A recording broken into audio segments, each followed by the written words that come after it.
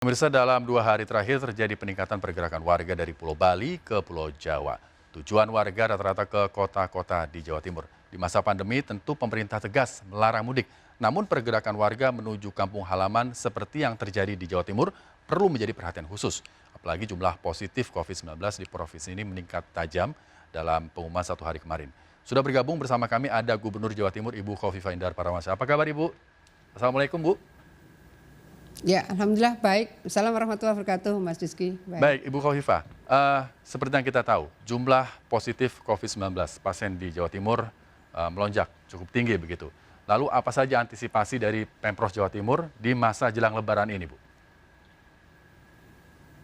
Ya, sebentar, saya ingin sampaikan bahwa ketika 10 hari yang lalu kami mendapatkan support rapid test 40.000 dari pusat, kami dapat support 49.200, itu ada swab test, ada VTM, kemudian ada PCR test, maka proses untuk melakukan tes secara masif memang kami lakukan.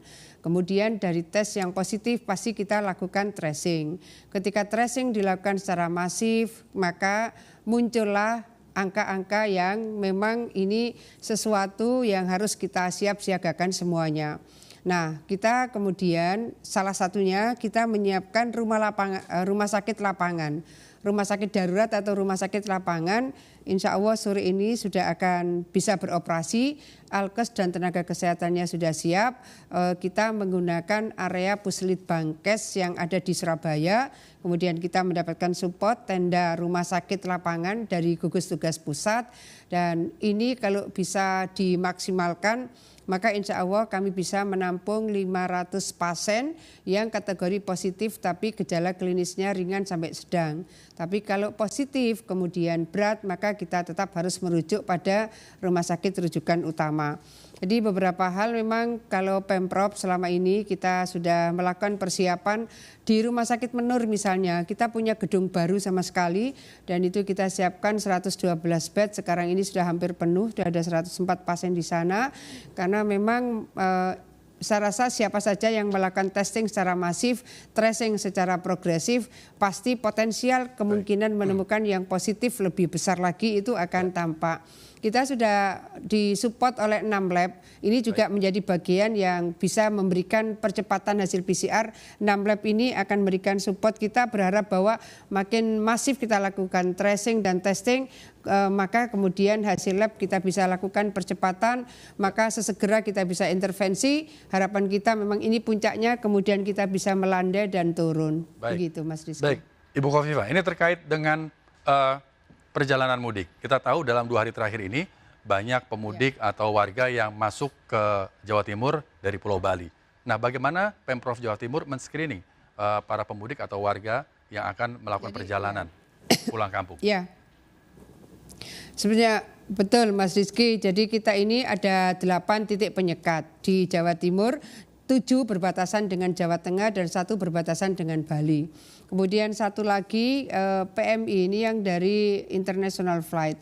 Kita bulan ini kedatangan perkiraan kami adalah 8.000 PMI. Pekerja migran Indonesia ini tidak hanya warga Jawa Timur. Ada yang NTT, ada yang NTB, kemudian pesawatnya sampai di Surabaya. Pemprov sebagai perpanjangan tangan pemerintah pusat, maka kalau ada warga NTT atau warga NTB, juga sebagian sebenarnya warga Semarang yang dari Bali ini juga warga Jawa Tengah, tetap semuanya rapid test yang dari luar negeri ini. Dan misalnya kemarin ada 133, 1 rapid testnya reaktif, maka kita bawa ke rumah sakit. 132 kemudian kita observasi dulu di BPSDM Pemprov Jawa Timur. Hari ini mungkin yang dari NTT 77 orang sudah diobservasi 14 hari. Juga di ruang observasi BPSDM Pemprov Jawa Timur, kita akan segera mengkoordinasikan dengan Pemprov NTT untuk proses pemulangan berikutnya karena sudah negatif. Jadi tidak ada lagi yang dikhawatirkan rapid testnya positif misalnya, sudah tidak, ini sudah selesai observasinya. Jadi pola-pola seperti itu memang harus kami lakukan. Nah sekarang yang dari Bali ini memang cukup masif.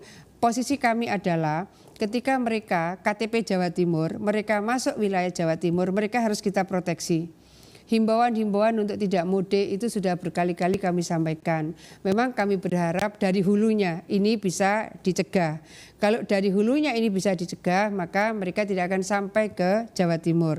Tetapi kalau mereka berKTP Jawa Timur, mereka sudah tiba di Jawa Timur, kami akan proteksi mereka, kami lindungi mereka. Prosesnya adalah dengan pemeriksaan berlapis. Jadi semua yang masuk dalam wilayah Jawa Timur, apakah mereka yang sedang mudik atau mereka yang PMI, kalau sudah masuk di Jawa Timur, maka protokolnya kita akan seleksi mereka yang mulai dari Termalgan. Kalau sudah 37,5 derajat Celcius maka kita pisahkan. Ada yang kemudian harus diobservasi dulu di Banyuwangi, ada yang kemudian bisa langsung ke daerah masing-masing, tetap dengan kapasitas 50% dari kendaraan dan semuanya diserah terimakan di pendopo kabupaten kota. Sehingga pemeriksaan berlapis itu dilakukan oleh kabupaten kota. Baik. Ya, Ibu, ini semakin mendekati hari Lebaran, pergerakan warga untuk mudik pasti akan terjadi begitu. Nah, apa himbauan Ibu sebagai Gubernur Jawa Timur kepada warga Jawa Timur untuk tidak melakukan perjalanan mudik, Bu?